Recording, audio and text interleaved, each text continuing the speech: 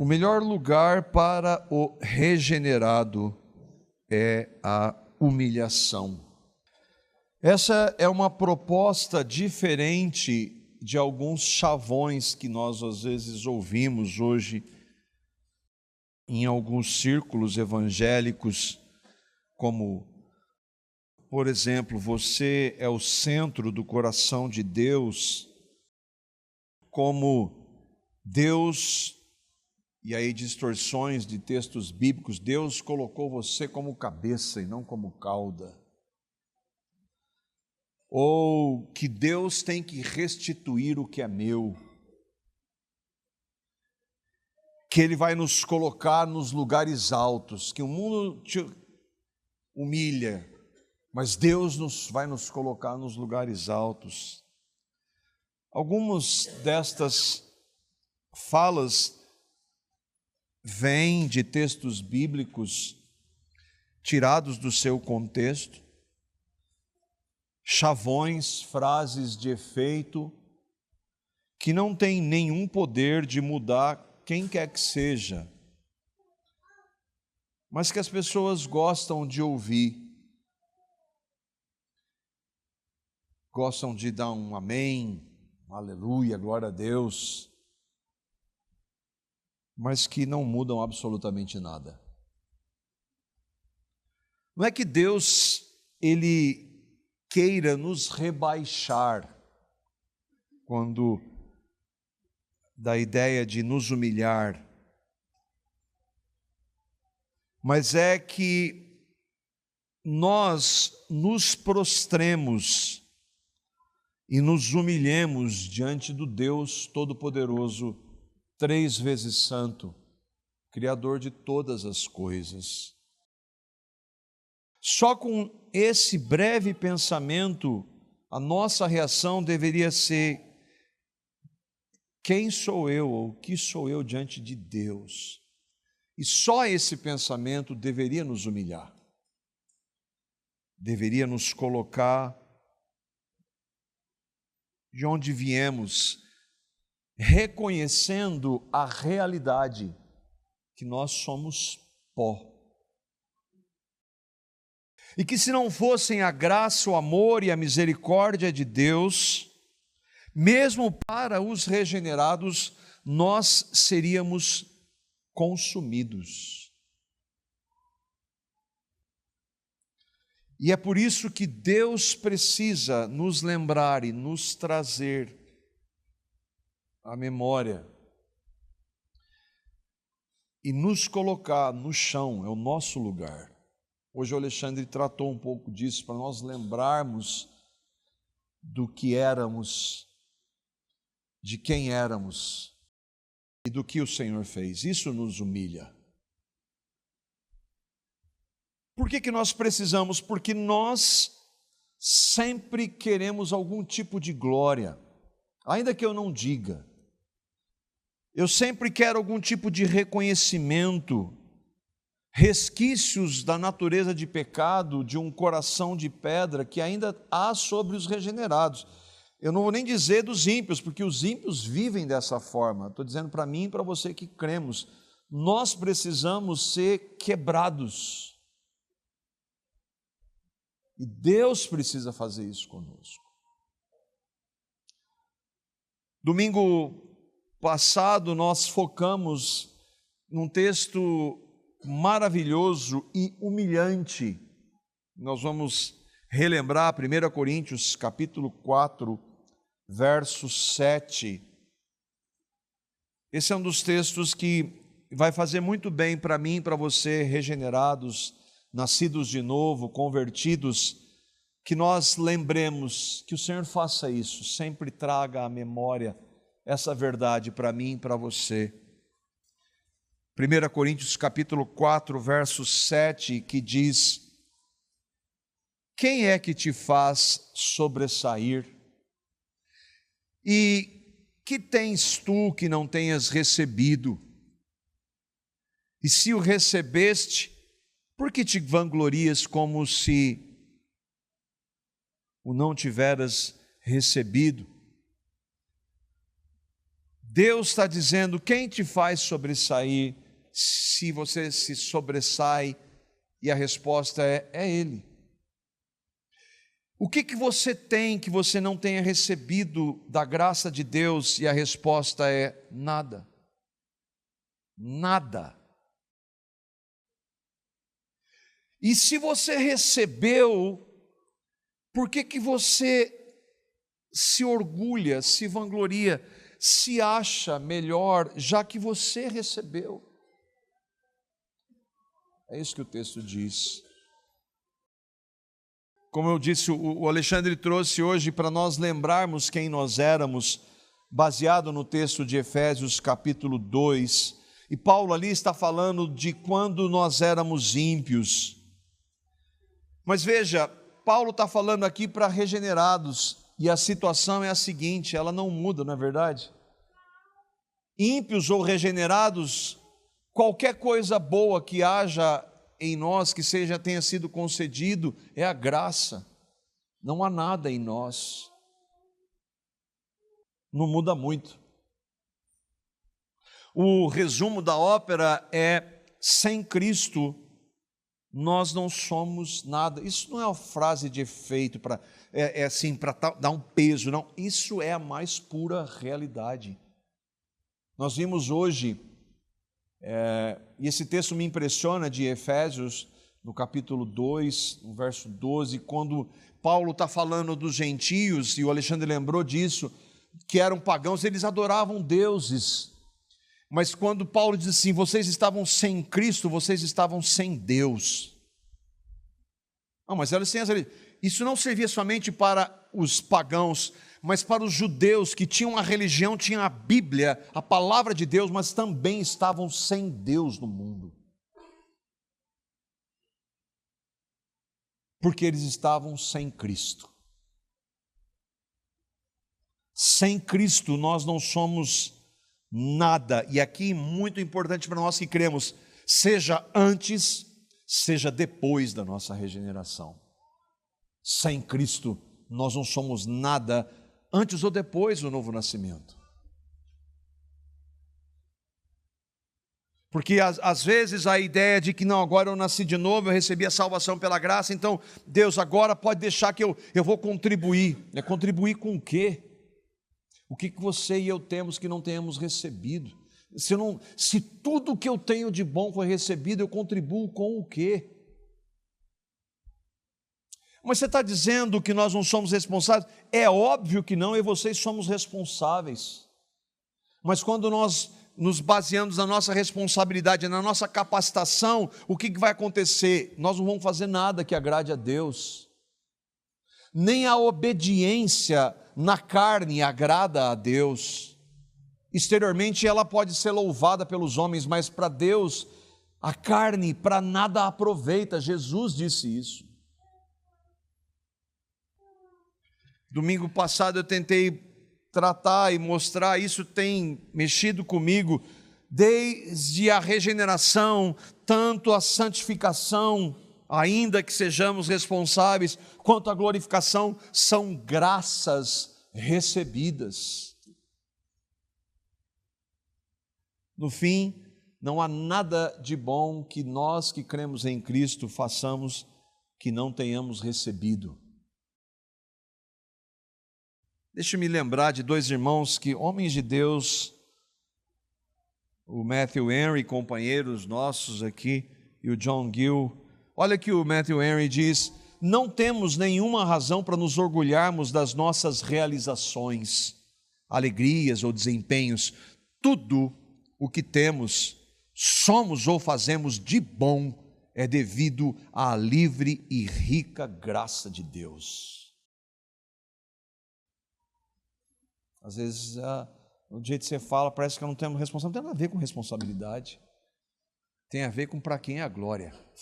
Se eu e vocês estamos realmente fazendo algo bom, porque lembra, eu e vocês podemos fazer coisas para as pessoas, justificando que não estão fazendo bom, não estão fazendo para nós. A vanglória está sempre excluída. Não há nada que tenhamos que possamos chamar propriamente de nosso. Tudo é recebido de Deus. É tolice da nossa parte e, portanto, ofensivo a Ele, a Deus, vangloriar-nos disso, do que nós recebemos. Por que você se vangloria se você recebeu? Se você se vangloria de algo que você recebeu, é pecado. Aqueles que recebem tudo não devem se orgulhar de nada. Irmãos, vocês entendem que isso não é uma hipérbole, isso é a realidade. Qualquer coisa que eu e vocês que cremos façamos de bom, é Deus fazendo em sua graça. O que os seres viventes, os anciãos vão fazer diante de Deus? Eles receberam glórias, né? Quando eles estiverem diante de Cristo, o que eles vão fazer? Jogar as suas coroas, eles receberam diante de Cristo. O Matthew Henry cita o Salmo 115, verso 1. Vamos ver o que o Salmo 115, verso 1.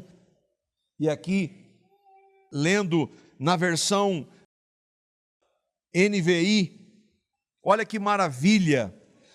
Nos ajuda: não a nós, Senhor, nenhuma glória para nós, mas sim ao teu nome, por teu amor e por tua fidelidade.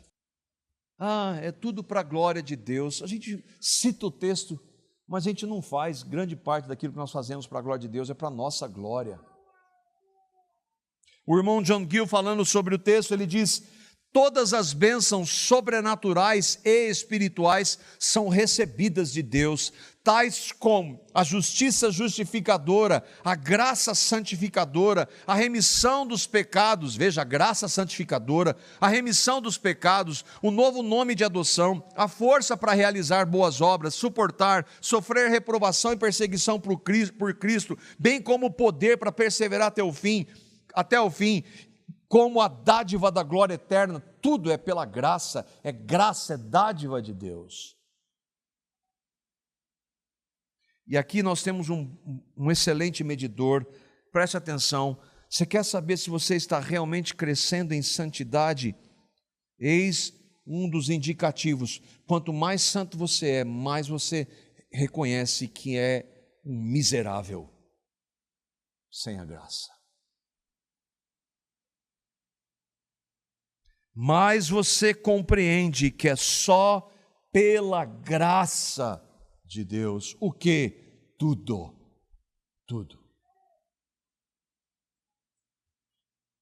Hoje nós retomamos em 1 Coríntios, capítulo 4. Nós vamos ler o texto de novo e vamos andar um pouquinho em alguns trechos até o final do capítulo. E nós vamos retomar vendo como o Senhor, por meio de Paulo, rejeita qualquer glória humana.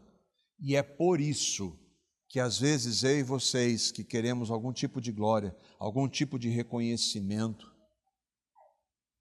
porque nós somos filhos, Deus vai fazer assim: eu preciso quebrar você, porque eu amo você, porque se eu deixar você andar se vangloriando do que eu estou fazendo, não há limite para isso. Então eu vou precisar quebrar você. E graças a Deus Ele faz isso. 1 Coríntios capítulo 4, versos 6 a 8. Nós continuamos a nossa leitura. Paulo escreve para os irmãos: estas coisas, irmãos, apliquei-as figuradamente a mim mesmo e a Apolo, por vossa causa, para que por nosso exemplo aprendais isto. Aprendeu o que, Paulo? Não ultrapasseis o que está escrito, a fim de que ninguém se ensoberbeça, ninguém se glorie ou vanglorie a favor de um em detrimento de outro. Pois quem é que te faz sobressair? E o que tens tu que não tenhas recebido? E se o recebeste, por que te vanglorias, como se não o tiveras recebido? Já estais fartos, já estais ricos, chegastes a reinar sem nós. Ele está sendo irônico aqui. Sim, tomara reinasses para que também nós viéssemos a reinar convosco. Paulo está usando aqui o exemplo, quando ele fala, eu apliquei isso figuradamente, ele está dizendo assim, eu vou usar como exemplo eu e Apolo. Ele era o apóstolo que plantou a igreja, Apolo era um dos presbíteros. E o que eu vou mostrar para vocês? Vocês e eu não podemos ir além do que está escrito. É claro que o primeiro contexto aqui é do que está escrito, do que o apóstolo escreveu. Mas isso é uma verdade fundamental para nós que cremos na Bíblia como a nossa única regra de fé e prática, que nós não podemos nunca ir além do que está escrito. Nós tendemos, mas nós sempre precisamos ser lembrados disso.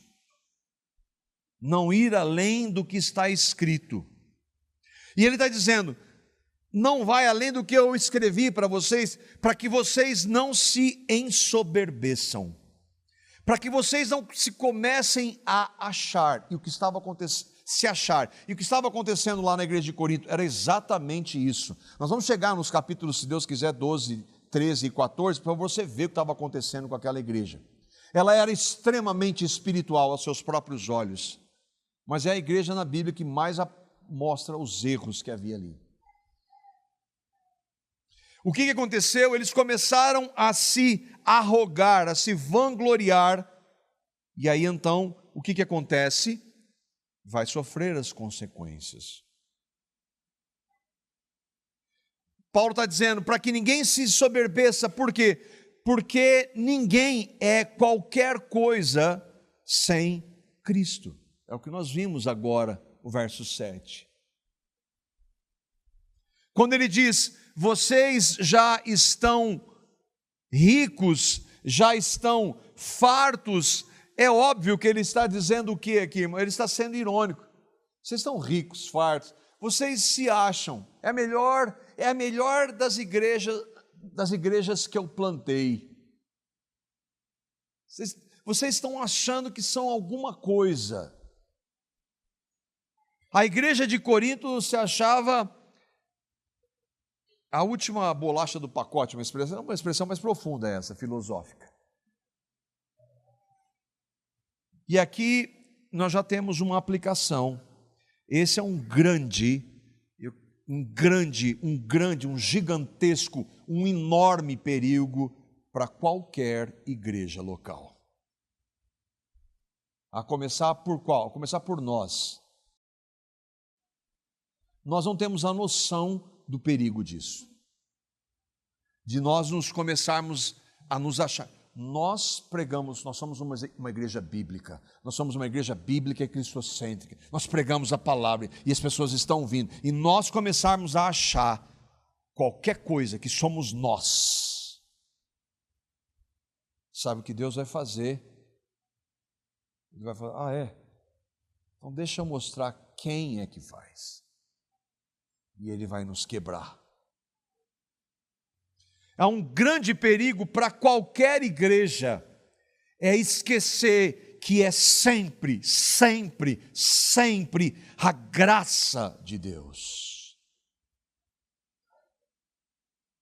Nós, a comunidade cristã de Londrina, corremos um sério risco. Nós somos uma igreja bíblica? Eu creio que sim. Mas há uma verdade nisso. Isso só acontece por causa da graça de Deus. Não é uma falsa modéstia. Isso só acontece hoje por causa da graça de Deus. Se hoje nós pregamos a palavra, se nós estamos firmados na palavra, é só porque Deus em sua graça tem feito isso. A partir do momento que nós começarmos a querermos qualquer glória para nós, reconhecimento, Deus vai tirar a mão, e aí vai acontecer o que nós podemos fazer a partir de nós mesmos: pecado.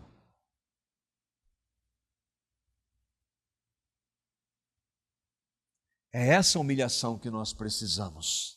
Nós precisamos ser sempre lembrados que, se não for a graça de Deus, em absolutamente qualquer área da nossa vida, e aqui especialmente na nossa santificação, se você bater no peito, dizendo, eu que estou me santificando, Deus vai trazer e vai pesar a mão para tratar com você, para mostrar: sou eu em você. Sou eu em minha graça que faz. Não é você.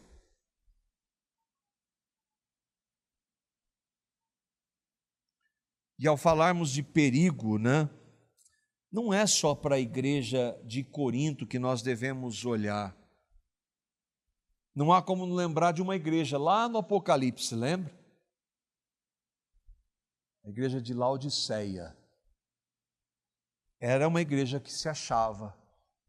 Mas aí alguém com propriedade no assunto igreja, o dono dela, vai falar com eles. Apocalipse capítulo 3, verso 17. As realidades, irmãos, da igreja de Laodiceia e para a igreja de Corinto, nós até podemos não saber exatamente o que era.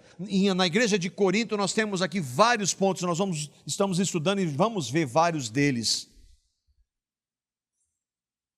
Na igreja de Laodiceia nós não sabemos, mas há algo que nós sabemos: eles estavam se vangloriando.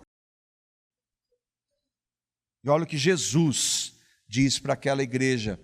Como dizes, Jesus está sendo irônico: rico sou e estou enriquecido e de nada tenho falta.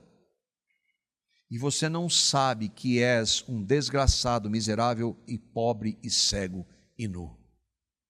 Era uma igreja, nós estamos, talvez financeiramente, nós somos ricos, mas vocês não sabem o que vocês são. Agora, como a igreja, apesar disso, se é a igreja, o que o Senhor faz com a sua igreja? Ela chama ao arrependimento por amor. A igreja em Corinto, ela tinha todos os dons, nós vimos isso, Paulo fala: não falta para vocês nenhum dom, em 1 Coríntios capítulo 1, verso 7. Nós vamos ver isso, eles se vangloriavam do dom de línguas, nós vamos ver isso no capítulo 14. Mas Paulo vai dizer assim, com tudo isso, lembra, não falta nenhum dom para vocês. Sabe qual que é o meu diagnóstico para vocês? Não faltando nenhum dom, vocês são carnais. 1 Coríntios capítulo 3, verso 3. Porque vocês tendo todos os dons, o que deveria evidenciar, entre outras, humilhação diante da graça de Deus, vocês brigam entre vocês. Vocês permitem pecados que deveriam ser tratados e vocês não tratam. Vocês têm brigas entre vocês que levam para ímpios decidir. Vocês brigam para ver quem é mais espiritual, quem manifesta tal dom, tal ou outro dom. Vocês questionam, tem gente no meio de vocês questionando inclusive a ressurreição. Mas essa igreja tinha todos os dons, mas era uma igreja cheia de erros. Assim como o Laodiceia, eles se achavam ricos e fartos. Mesma expressão. E aqui a gente aprende mais um ponto, que é fundamental para qualquer igreja. O padrão humano de medição maculado pelo pecado não é o de Deus.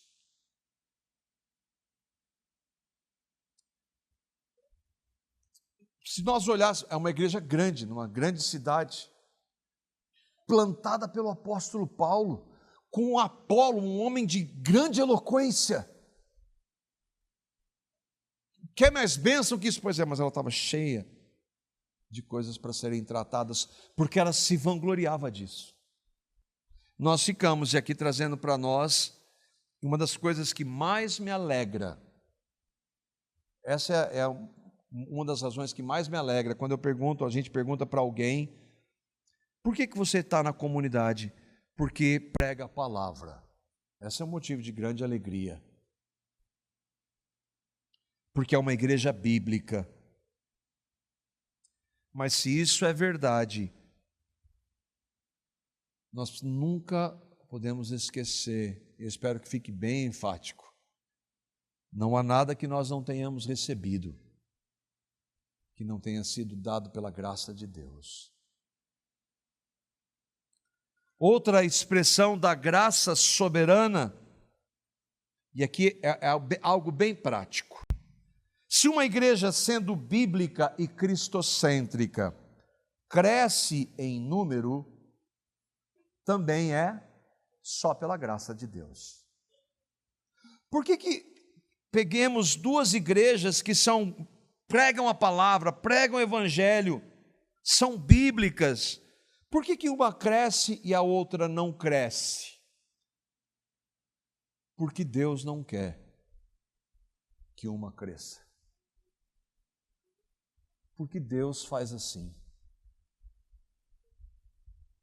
Porque se eu pregar, então isso é pragmatismo.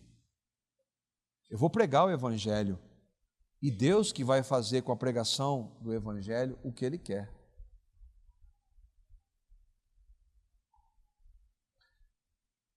A igreja de Corinto era assim, ela só cresceu porque Deus tinha muitos ali. Aí lá vem com eleição e predestinação de novo, até aí, até aqui. Atos capítulo 18, verso 9 e 10.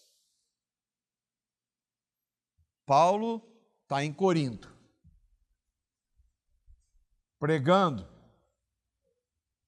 E olha o que Deus fala para Paulo, de Corinto.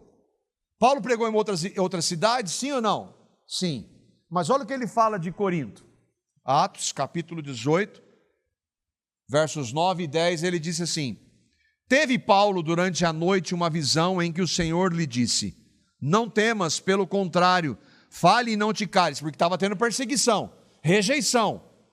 Falei, então é melhor, vou embora. E aí Deus fala para ele: não te cales e fale. Por quê, Senhor? Porque eu estou contigo e ninguém ousará fazer mal para você, até quando eu quiser, porque foi feito mal contra ele. Sim, ele morreu, foi decapitado. Mas é que aqui nessa cidade eu tenho muito povo. Eu tenho os meus aqui. Só que nós só vamos saber quem são os meus, o Senhor diz, se nós pregarmos o evangelho. Porque Ele estabelece o fim e os meios. Como é que eu sei quem são os eleitos? Aqueles para quem eu prego o evangelho, eles creem. Eles creem porque são eleitos. E Deus está falando assim: pregue aqui, porque eu sei quem são. Eu sei quem são? Eu elegi esses antes deles existirem. Por que com Corinto e não com outros? Porque Deus é soberano. Porque tudo que Ele faz é para a glória dEle e pela graça dEle. Por que não tinha em todas as cidades, tinha muita gente? Porque o pregador era ruim? Paulo era o pregador. Porque lá ele tinha muita gente. Dá para saber? Por que uma igreja cresce e a outra não? Se elas pregam o evangelho? Porque no final das contas é Deus quem faz tudo. Vamos fazer um paralelo. Houve um homem chamado pregoeiro da justiça, pregador da justiça. Quem era esse homem? Pregou para muita gente. Noé. E não foi por pouco tempo, 100 anos. 100 anos, pregoeiro da justiça. Bom, se Noé era um pregador da justiça, chamado por Deus, por que milhões de pessoas creram? Não, ele e a família dele. Mas é o Antigo Testamento. Que diferença faz? Quantos creram na época de Noé? 8. 8 pessoas. Noé não era um bom pregador, também não era o apóstolo Paulo, né? O que tiveram Noé e a sua família que eles não receberam? Essa é a pergunta. Você entende que a graça de Deus é sempre a graça de Deus? Eu não aceito. Que diferença faz se você não aceita? Sabe o que é isso? Vanglória. Orgulho. Eu não concordo. Quem somos eu e você para não concordar o que Deus faz, como Ele faz? a hora que Ele quer fazer.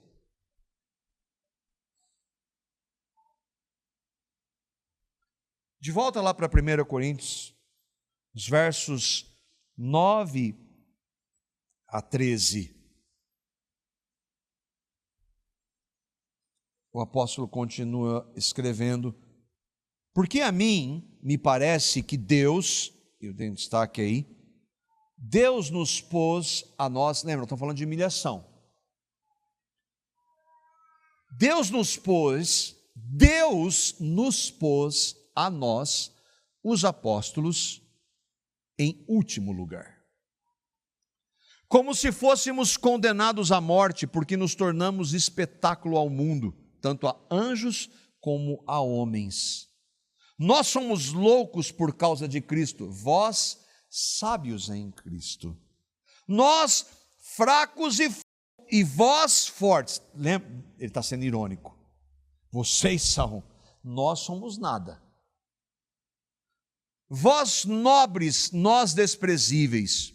Até a hora presente sofremos fome e sede, nudez, somos esbofeteados, não temos morada certa, nos afadigamos trabalhando com as nossas próprias mãos. Quando somos injuriados, bendizemos, quando perseguidos, suportamos, quando caluniados, procuramos conciliação. Até agora temos chegado a ser considerados lixo do mundo, a escória de todos. Deus colocou os apóstolos nesse lugar. Mas para nós, o que são os apóstolos? O topo, não é verdade?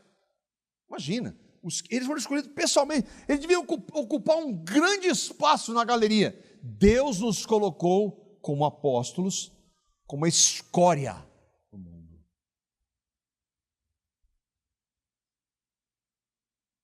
Aí não dá para comparar com os apóstolos de hoje. Porque o apóstolo de hoje quer vanglória.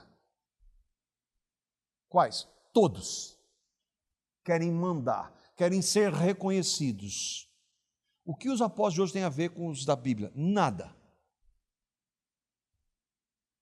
Os apóstolos da Bíblia eram condenados à morte, fracos, desprezíveis, sofreram fome, sede, nudez, eram esbofeteados, não tinham morada certa, injuriados, perseguidos, caluniados, considerados lixo do mundo, a escória de todos. E quem fez isso? Deus. Para quê? Para, como Paulo diz, eu sou um vaso de barro para que a glória seja dele. Mas você é o grande apóstolo Paulo. Você é o grande apóstolo Paulo. Que grande apóstolo Paulo sem Cristo?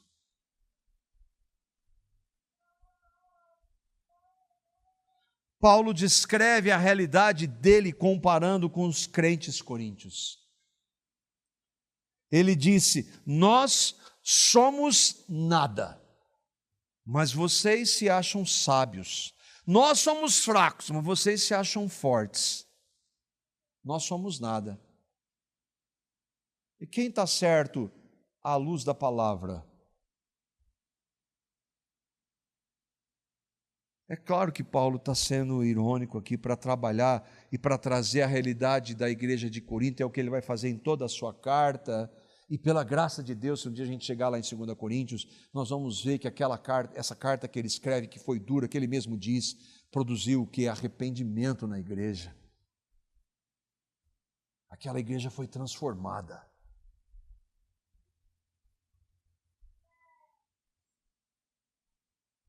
A igreja de Corinto estava cheia de erros, mas ainda assim nós somos fortes, somos ricos. Eles estavam se gabando. E essa é uma das razões da exortação de Paulo aqui. Ninguém que use a graça imerecida de Deus para se vangloriar vai ficar sem Deus tratar e quebrar. Ninguém. E sabe por que ele faz isso? Porque ele ama. E sabe por que ele faz? Porque ele sabe que nós precisamos ser quebrados. O maior homem da história, o maior homem de Deus na história, dizia sobre si mesmo Quem é Paulo? Lembra que ele escreveu? Vocês são, quem é Paulo? Ele está falando para eles, nós vimos. O que ele quer dizer com essa pergunta retórica? Quem é Paulo? Nada. Eu não sou nada. O maior homem de Deus na história dizia: miserável homem que eu sou. Não que eu era. Miserável homem que eu sou. O maior homem de Deus na história. O maior homem de Deus na história disse isso em Gálatas: longe de mim esteja gloriar-me, a não ser na cruz, que veio operar tudo isso aqui em mim, para que não reste glória nenhuma para mim. E nisso eu me glorio, quando Deus me humilha. O maior homem de Deus disse: dos pecadores eu sou o pior. Agora, da perspectiva humana, Paulo não era nada disso aqui. Paulo é o grande apóstolo Paulo. Não, Paulo, você não é um miserável. Você é um apóstolo escolhido para pregar para os gentios. Você se deve gloriar. Olha quantas pessoas não creram. Olha só, 2000 anos depois, tem gente citando o que você escreveu. Paulo, você não é dos pecadores, você é um homem santo. Você é irrepreensível. Isso diante dos homens, mas diante dele eu sou tudo isso aqui, nada. Esse é um excelente medidor para mim e para você. Para quem nós ouvimos, de quem nós ouvimos. Que o Senhor nos dê discernimento de quem nós ouvimos. Aquele homem, como é que ele se acha? Ele tem glória para ele. Ele quer reconhecimento. Então ele precisa ir para o lugar que Deus vai levá-lo, que é para o pó. Isso serve para ele, serve para mim e para você. Todas as vezes que eu e vocês nos utilizamos da graça imerecida de Deus para a nossa vanglória, Deus vai nos levar para o nosso lugar, por amor. E graças a Deus, graças a Ele, porque Ele faz isso. Imagine se Ele nos deixasse a nossa própria sorte. Se Ele me deixasse que um pouquinho de glória eu quero aqui. Aqui eu pego um pouquinho. Aí Ele deixa, daqui a pouco eu não estou satisfeito, eu vou querendo mais e mais e mais. De algo que foi dado pela graça. Você tem crescido na sua santificação? É a graça de Deus que está fazendo em você isso.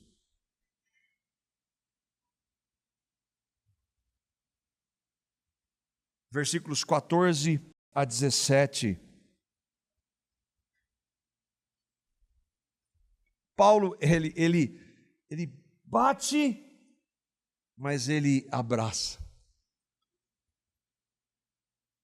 Não vos escrevo estas coisas para vos envergonhar.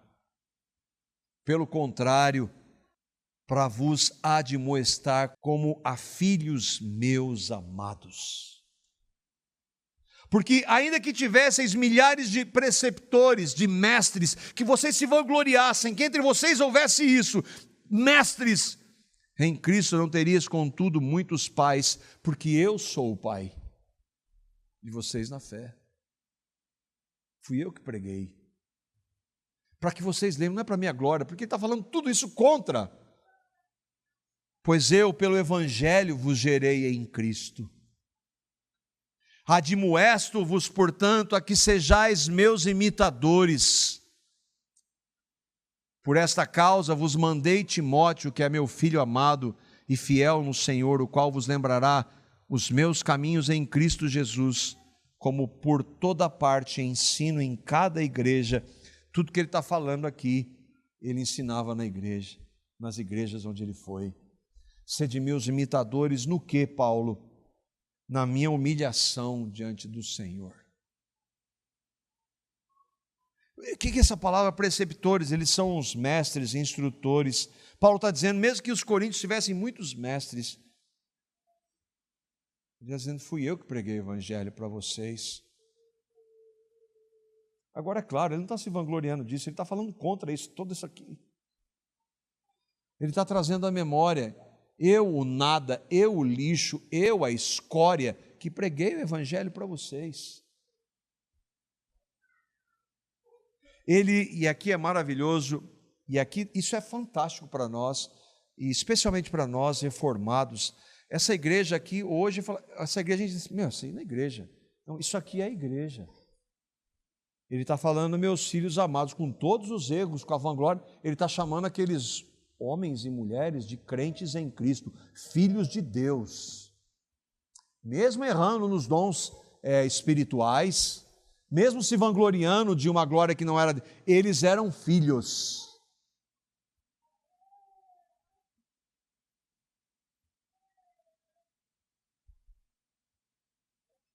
Ele está lembrando, irmãos, fui eu que comecei aí o trabalho com vocês. Eu, Paulo, o nada. E Paulo, né, ele estava, os primeiros textos, ele está sendo duro, poxa, Paulo, está sendo irônico com eles. Mas aqui ele mostra, meus filhos, eu estou escrevendo para admoestar vocês, meus amados. Eu não estou escrevendo para humilhá-los, mas por amor, e olha só, que coisa incrível, né? O amor corrige. Que coisa impressionante, não é? Isso é a verdade de toda a Escritura. Todos aqueles que Deus recebe como filhos, Ele disciplina. Por quê? Porque Ele ama. E Paulo está amando aquela igreja com todos os seus erros. E por isso que o tema da mensagem é o nosso lugar de humilhação. Ele está falando, queridos, parem de se vangloriar de algo que vocês não seriam, não fariam se não fosse a graça. Vão para o lugar de vocês, que é o meu lugar. Nós não somos nada sem Cristo. Parem de se achar. Paulo está demonstrando o amor em corrigir aqueles irmãos em Cristo. Nós sempre somos tendentes a querer algum tipo de glória. Isso chama-se pecado. Paulo está nos lembrando, eu espero estar sendo enfático, nós não somos nada fora dele. O que é para imitar você, Paulo? Naquilo que eu sou, nada. Mas significa então que eu não tenho que fazer nada, que eu não sou responsável, que eu não tenho que dedicar. Não, Paulo disse, eu trabalhei mais do que todos. Você pode pegar essa mensagem e usar do jeito que você quiser. Então eu não sou nada, não vou fazer nada, não é isso, mas você pode fazer. Pessoas distorcem a graça de Deus porque elas querem, por seu bem, seu bel prazer. Mas não é isso. O ponto é comigo e com você que se nós cremos no Evangelho, se há algo acontecendo em nós, é a graça de Deus. É esse o ponto. Ele diz que enviou Timóteo. Timóteo para quê? Filho na fé, para os ajudar nisso. Versos 18 a 20. Ele continua, alguns se ensoberbeceram, como se eu não tivesse de ir ter convosco. Mas em breve irei visitar-vos, se o Senhor quiser. E então conhecerei não a palavra, mas o poder dos ensoberbecidos. Eu quero ver vocês. Eu quero andar para você, para ver esses que estão se vangloriando, para ver como é. E da vanglória vem o quê? Porque o reino de Deus não consiste em palavra, mas em poder. Em poder o quê? Eu quero ver se há realmente em vocês uma vida transformada, santificada. Esse texto muitas vezes é usado para justificar manifestações sobrenaturais. É claro que elas manifestações sobrenaturais, se elas são de Deus, elas mostram o poder. Mas o contexto aqui, eu quero ver poder em vidas transformadas. Não que se arrogam, não que falam que fazem. Que preferis? Irei a vós outros com vara ou com amor e espírito de mansidão? Agora a vara é amor também, ou não? Domingo passado, semana, foi que dia que foi, Carla? Foi quarta-feira, o meu filhote querido, ele já estava dando trabalho aqui nas salinhas, né? E eu já estava esgotando o limite assim. Eu não queria disciplinar, Aí ele transferiu para a escola. Então a bagunça daqui estava indo para a escola. E aí eu falei, filho, a tia Paula chegou, falou que ele desobedeceu. E aí, filho, amanhã se você desobedecer a professora, você vai apanhar. Você está entendendo, filho? Sim, concorda na hora. Final da aula, fui lá buscá-lo, entrou no carro. E aí, filho? Aí ele disse assim, eu já conversei com a tia Paula, está tudo resolvido. A lábia, né? Ah, está resolvido. Você não vai me bater, né, pai? Nós vamos chegar em casa e vamos conversar. Entrou lá, vai para o quarto, filho. Aquilo dói em mim. Dói. Mas dói no meu pai quando ele vem me disciplinar. Porque ele me ama. Paulo está inspirado pelo Espírito, tratando com aqueles irmãos, tratando conosco. Alguns de vocês, na nova tradução da linguagem de hoje, nesse versículo aqui, ele diz assim, alguns de vocês ficaram orgulhosos, certos de que eu não iria visitá-los. Porém, se o Senhor quiser, eu vou visitá-los logo. Então eu vou saber quem esses orgulhosos são capazes de fazer, o que esses orgulhosos são capazes de fazer, e não somente o que eles são capazes de dizer. Bom, e aí o que eles ficaram? Com medo. Mas esse temor diante de Deus, puxa, é algo bom. Temer a Deus é maravilhoso. Eu não temo mais, eu não tenho medo dele, mas temê-lo em reverência, é claro que é importante, é verdade para todos aqueles que creem no Evangelho. Paulo está bravo aqui de novo, né? E se há algo que ele não tolera e que a igreja não pode tolerar também, é qualquer arrogância espiritual. O amor corrige. O irmão sábio, o irmão Matthew Henry, ele lembra que aqueles irmãos haviam sido ensinados pelo apóstolo Paulo. O que ele quer dizer com isso? Mesmo aqueles que foram ensinados pelo apóstolo Paulo, se não andarem em Cristo, vão cair, vão se ensoberbecer. E eles estavam incorrendo numa postura totalmente pecaminosa, contrária ao apóstolo que pregou o evangelho para eles. O que os crentes coríntios estavam fazendo era desobedecer, e eu estava meditando nesse texto, é de tremer, irmãos. Provérbios, capítulo 16, os versos 5 e o verso 18. A palavra diz que, por exemplo, o relacionamento, eu estou fazendo um paralelo aqui, o relacionamento homossexual é abominável diante de Deus. Mas olha o que é abominável diante de Deus aqui também.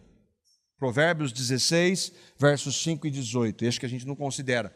Abominável é ao Senhor todo arrogante de coração. É evidente que não ficará impune. Verso 18, a soberba precede a ruína e a altivez do espírito a queda. Quem que traz a ruína? Deus. Deus traz com os seus.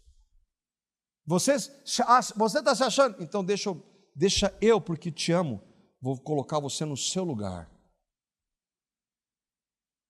Será que nós entendemos por que Paulo está sendo tão duro? Porque Deus é.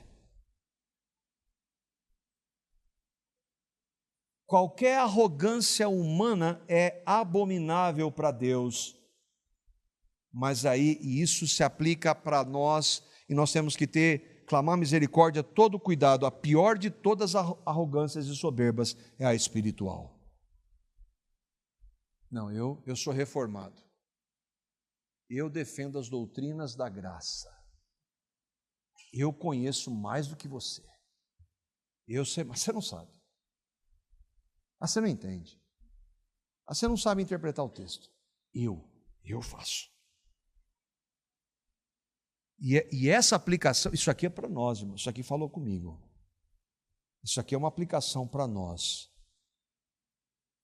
Lembra o contexto dessa igreja. A igreja de Corinto, hoje, talvez entre os reformados, não seria considerada igreja.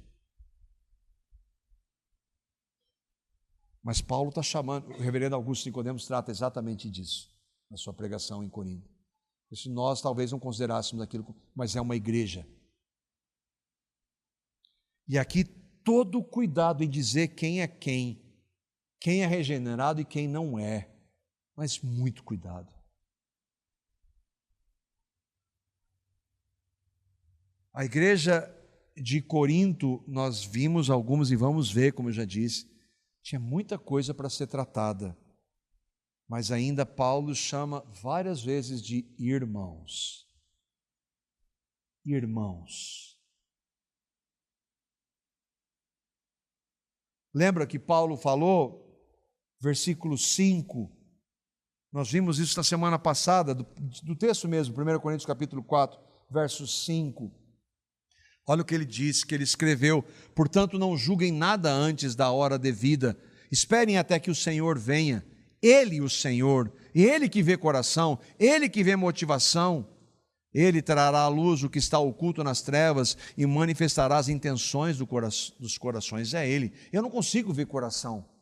E aqui para nós, para o nosso contexto, para a nossa realidade, nós precisamos entender, ainda que sim, nós tenhamos uma identidade que nós cremos é a que mais glorifica a Deus. E é por isso que nós a enfatizamos, é porque vemos que nela não sobra nada para o homem, não há glória humana, mas ela não é perfeita. Não há nenhuma teologia humana perfeita, não há nenhuma igreja perfeita, não há pastores perfeitos, não há membros perfeitos infalíveis. E todas as vezes que nós nos damos ao direito de julgar ou de nos vangloriar, porque eu sou mais do que aquele, ou questionar aquele que professa a Cristo, eu estou indo para esse pecado. É claro que não significa que nós não devemos rechaçar ensinos errados. É claro que sim, que Paulo faz isso. Mas nós devemos ter todo o cuidado e ser misericordiosos com aqueles que às vezes estão em um erro e nós não sabemos a motivação do coração. Que às vezes estão ouvindo alguns ensinos errados, mas que creram em Cristo.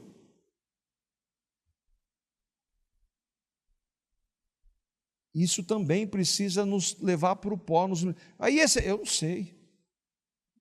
Eu sei que o que aquele homem está pregando aqui, à luz da palavra, está errado. Mas se ele crê, quem sou eu para dizer isso?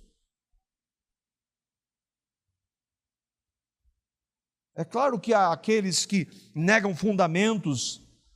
E quais são os fundamentos da verdadeira e genuína igreja? Os 5 solas. Esses são.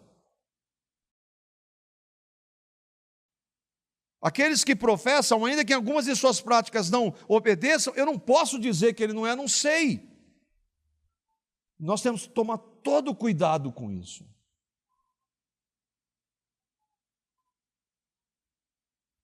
Como Paulo encerra esse texto, ele é para nós, e pelo menos para mim, ele veio com amor e com vara para mim. Verso 21, ele diz: que preferis? Irei a vós outros com vara ou com amor e espírito de mansidão? Como é que vocês querem que eu vá até vocês? Eles sabiam quem era o apóstolo Paulo, o nada. Mas quando alguém reconhece que não é nada, em Cristo, Deus usa de maneira maravilhosa. Porque aí o poder não está nele. Eu não vou questionar Paulo porque ele é um nada, mas o Cristo que está nele é tudo. Então eu não vou querer questioná-lo. Eu não vou debater com o apóstolo Paulo. Porque olha a vida dele. Mas é ele? Não, é a graça. Mas a graça nele, ela não foi vã. Olha o que Paulo fez. Não, a graça fez. Mas eu não vou discutir com esse homem. Então aqueles irmãos, e nós vamos ver isso, eles ouviram. E nós? Se nós pecarmos com qualquer expressão de arrogância, e novamente nós, como nos identificamos como reformados, somos, não que a teologia reformada faça isso, não, porque novamente o alvo dela é a glória de Deus, só a glória de Deus, mas nós, aliás, é contrário a qualquer genuína teologia reformada, qualquer vanglória, porque nós falamos tudo que Deus faz tudo, então, mas nós somos tão estúpidos que nós nos vangloriamos disso. E aí precisamos, pela graça de Deus, ser quebrados. Se nós pecarmos sendo arrogantes, mesmo regenerados, o Senhor vai nos humilhar. E graças a Ele, se Ele fizer isso quando nós pecarmos, isso evidencia o seu amor. O que a gente pode aplicar, irmãos? Há uma: que Ele nos livre de qualquer expressão de arrogância, de vanglória, de soberba. Em que área? Em qualquer área. Eu sou um marido melhor, eu sou um pai, eu estudo a palavra, eu oro, eu obedeço mais isso. Em qualquer coisa que nós façamos que é genuinamente bom, que Deus nos livre de qualquer vanglória, porque é Ele que está fazendo.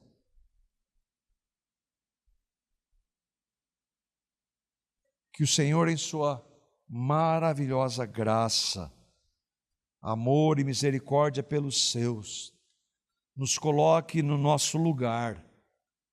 Nosso melhor lugar, irmãos, é no pó. Para que Ele faça, e quando Ele fizer, toda a honra e toda a glória sejam dadas somente a Ele.